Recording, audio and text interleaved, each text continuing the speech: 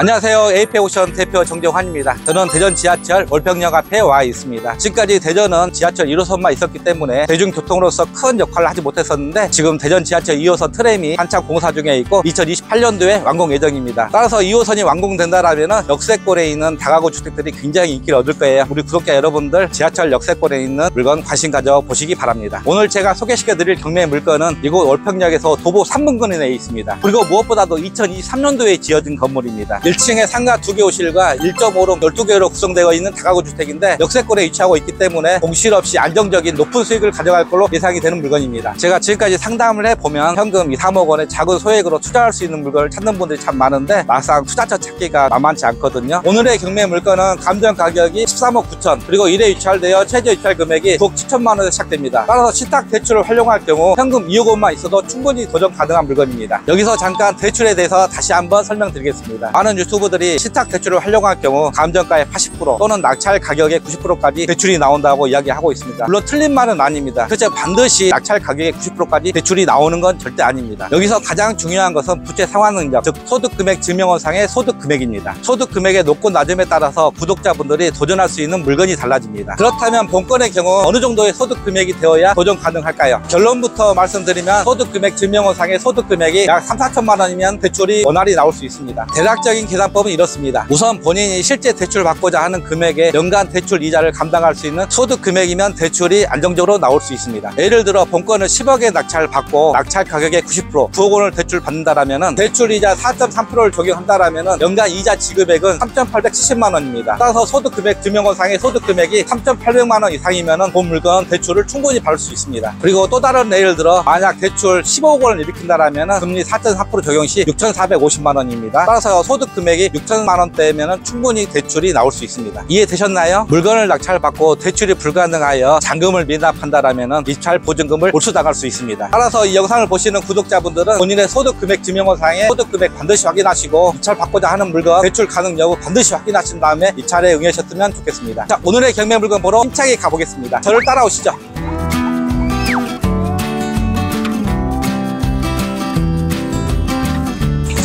오늘의 경매 물건입니다.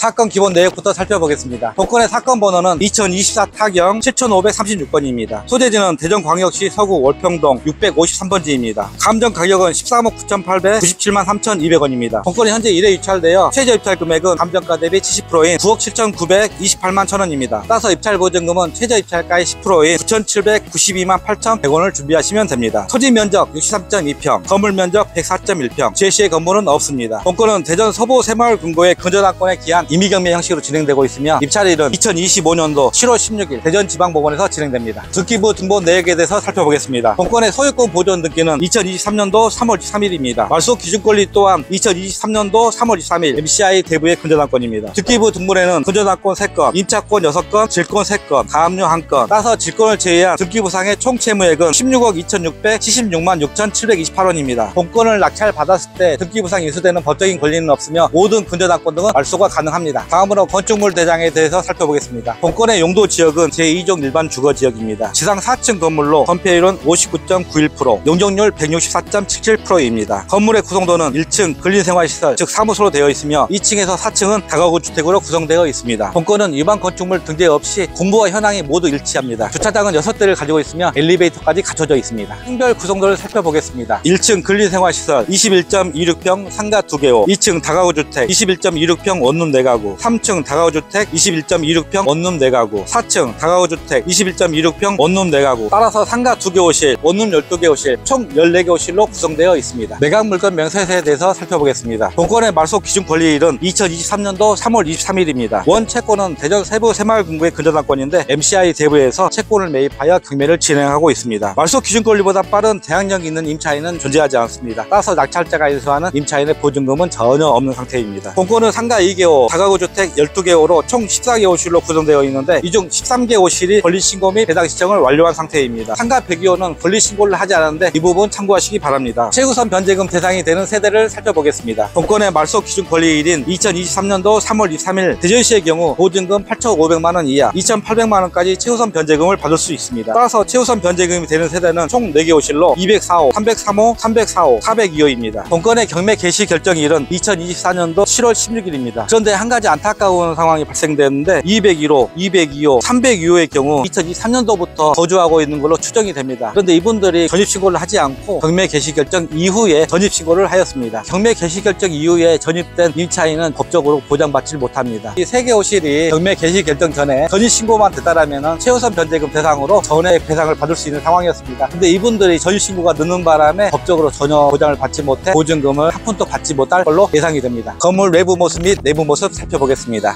일단 1층은 절반이 필로티 구조로 되어 있고 그 공간은 주차장으로 활용하고 있습니다. 일단 건물 외관을 전체적으로 살펴보면 1층은 검은색 대리석 느낌으로 되어 있어서 안정적인 느낌을 주고 있고 2층에서 4층은 아이보리색의 대리석으로 외벽을 꾸민 반면 또 가운데 드라이비트로서 포인트를 준 게 매력적인 부분입니다. 그리고 외벽에 보통 다른 건물들 보면은 실외기가 돌출되어 있는 경우가 많은데 본 건물은 외벽에 실외기가 전혀 존재하지 않기 때문에 깔끔한 느낌을 주고 실외기는 전부 다 옥상에 배치를 하였습니다. 그리고 1층에 상가가 2개 호실이 운영되고 있고 플라워샵과 뷰티샵으로 이용되고 있습니다. 일단 플라워샵 한번 살펴볼까요? 현재 영업 중에 있는 걸로 일단 보입니다. 조명이 켜져 있는데 사람이 있지 않아서 좀 만나볼 수는 없는 상황이고 현황들 보면은 101호와 102호 정확한 구별이 되어 있지 않아서 호수가 헷갈리는데 일단 전용 면적이 101호의 경우 5.5평, 102호의 경우 8.5평으로 이루어져 있습니다. 추정해 보건대 플라워샵으로 사용되고 있는 곳이 102호, 뷰티샵이 101호로 추정이 됩니다. 매각물건 명세서를 보면은 상가 101호의 경우 보증금 1,000만원에 월 75만원으로 계약되어 있는 걸 확인할 수가 있습니다. 그래서 상가 102호의 경우는 전혀 권리신고를 하지 않아서 보증금 및 월세를 알 수가 없는 상황입니다. 본 건물의 건축물 대장을 살펴보면 주차 공간을 6대 확보되어 있는 걸 확인할 수가 있어요. 하나, 둘, 셋, 넷. 후면부에 2대를 댈 수가 있습니다. 본 건물은 상가를 제외하고 12개 호실을 가지고 있는데 외부에 주차를 할 수가 있기 때문에 주차 공간은 전혀 부족할 것 같지 않습니다. 건물 우측에 전기 계량기 단자함이 있는데 단전된 세대가 있는지 확인해 보겠습니다. 지금 전기가 단전된 세대는 전혀 보이지 않습니다. 그리고 후면부에 미니 화단이 설치가 되어 있고요. 뒷부분에 도시가스 계량기가 보이고 있는데 지금 3개 호실이 도시가스가 공급 제한되어 있는데 호수가 지워져 있어서 몇 호가 공급 제한되어 있는지는 알 수가 없네요. 그리고 후면부에 상가 화장실이 보이고 있습니다. 본 건물 뒷부분 외부 자재가 드라이비트로 되어 있습니다. 그리고 연통이 각 층별로 4개씩 모아져 있는 걸로 보아서 내부에 별도의 보일러실이 있는 걸로 추정이 됩니다. 본 건물은 2023년도에 지어진 건물입니다. 따라서 이제 갓 2년 된 건물인데 일단 외부 모습 너무 깔끔하게 지어져 있는 느낌이 있습니다. 아침 현관문이 열려 있네요. 먼저 우편물이 눈에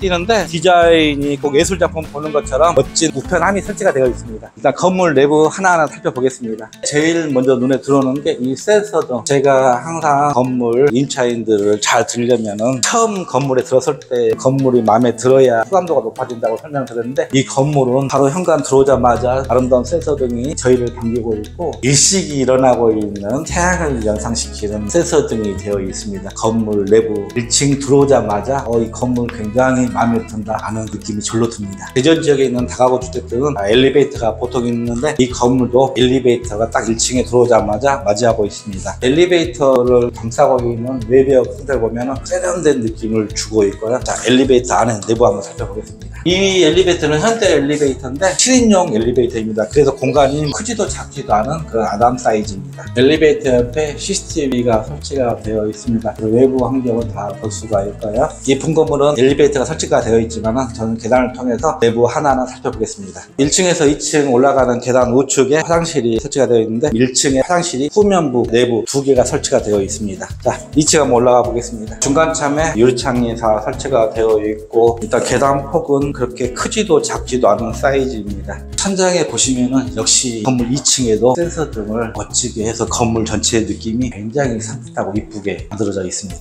여기는 2층입니다. 2층은 201호에서 204호까지 총 4개 호실을 가지고 있습니다. 각각의 전용 면적을 살펴보면은 1호 라인 7.7평, 2호 라인 8.2평, 3호 라인 7.6평, 4호 라인 7.7평 모두 1.5룸으로 구성되어 있습니다. 그리고 본 건물은 2층에서 4층까지 모두 동일한 전용 면적을 가지고 있는 점 참고하시기 하시기 바랍니다. 벽면에 보시면 수도 계량기 함이 2개가 보입니다. 내부를 살펴봤더니 각각 호수별로 수도 계량기가 보이거든요. 수도 요금은 각 세대별로 부과되고 있습니다. 3층에 한번 올라가 보겠습니다. 2층에서 3층에 올라가는 중간 계단장에 별도의 보일러실이 보이고 있습니다. 일단 보일러실에 전등은 설치가 되어 있지 않고 사살통에서 내려가는 구조로 되어 있습니다. 그래서 사람들이 좀 내려가기는 어려울 것 같은데 실제 이 보일러실 점검하는 거 외에는 들어갈 일이 없으니까요. 큰 문제는 없을 것 같습니다. 여기는 3층입니다. 3층 또한 301호에서 304호까지 총 4개 호실로 구성되어 있습니다. 각각의 전용 면적은 2층, 3층, 4층이 모두 동일합니다. 여기에도 수도 계량기가 2군데 설치가 되어 있고 수도 요금은 개별 부과되고 있습니다. 다음 4층 한번 올라가 보겠습니다. 역시 계단장에 보일러실이 설치가 되어 있습니다. 여기는 4층입니다. 4층 또한 401호에서 404호까지 총 4개 호실로 구성되어 있고 전용 면적은 2층, 3층, 4층이 모두 동일합니다. 마지막으로 옥상에 올라가서 한번 방수 상태 어떤지 살펴보겠습니다. 옥상이라고 표시가 되어 있네요. 이 건물은 2023년도 신축 건물이라는 게 눈에 띄는 게 일단 옥상에 전혀 크랙한 흔적이 발견할 수가 없고 배수에도 전혀 문제가 없을 것 같습니다. 이런 옥상에 있는 배수구가 건물 내부로 들어가서 외부로 다시 흘러나오는 그런 구조를 가진 건물들이 많아요. 근데 그런 건물의 경우 가끔 옥상 배수구 통해서 누수 현상이 발생하는 경우가 있는데 이 건물은 처음부터 바깥쪽으로 배수로를 빼므로써 배수구 통한 실내 누수는 없을 것 같습니다. 다만 지금 경매가 진행되고 있기 때문에 관리를 안 해서 옥상에 담배 꽁초들이 여기저기 널브러져 있는 걸 확인할 수가 있습니다. 1층에서 옥상까지 일단 둘러봤습니다. 이 건물의 실내가 가장 눈에 띄는 게 센서 등이 너무 아름답게 설치가 되어 있어서 실내 분위기를 굉장히 좋게 연출하고 있습니다. 그리고 타일들 전혀 파손감대 없이 잘 관리가 되고 있습니다. 누수 흔적도 발견할 수가 없습니다. 제가 많은 물건 볼 때 외관을 잘 지어진 건물일수록 내부 모습 또한 잘 지어졌다는 그런 느낌을 항상 받거든요. 오늘의 경매 물건이 딱 그 느낌을 주는 물건입니다.